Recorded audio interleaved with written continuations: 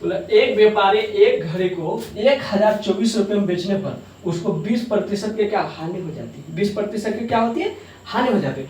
इससे 1472 रुपए में बेचने पर इसे कितने प्रतिशत का लाभ होगा। देखो बाबू, इसको बनाते हैं, इसको बहुत टीचर ऐसे है कि थोड़ा अफरी तफरी जैसा मचा देता है, सबको लगता है जैसे बहुत बड़ा है, पर कुछ बड़ा हिसाब में नहीं। देखो हम बनाते हैं, बोला क्या है कि जब 1024 रुपए में बेचते हैं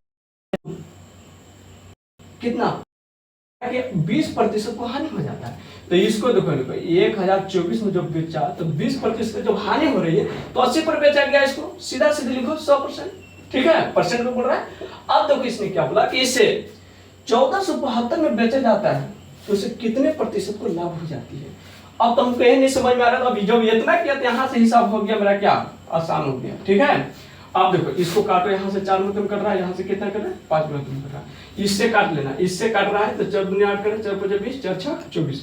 अब इससे गुना कर लेते हैं तो 6 5 30 बके रहते, और फिर 5 5 25 3 28 से बकेरा 2 और 15 10 2 12, ठीक है। अब देखो अब तो आसान हो गया होगा, आसानी इसलिए हो गया होगा कि इसके तुलना में हमने इसको ला दिया।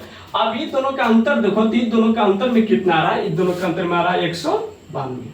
अब इससे हमको तुलना करना 1280 गुने कितना रहेगा 16। अब इसको तो आराम से काटना, यहाँ से काट लिया, इससे इसको काटो 5, इससे काट लो तो 6 और 4, देखो तो इसके 3 गुना ये बन रहा है, चलती है 12 14 18 में, ये 3 गुना बन रहा है, जो कि यहाँ भी परसेंटेज है, यहाँ परसेंट। अब 3 बचे क्या हो गया 15%। ये टेंशन है, देखिए सर, देखो कुछ तो आसान लगा होगा इसमें।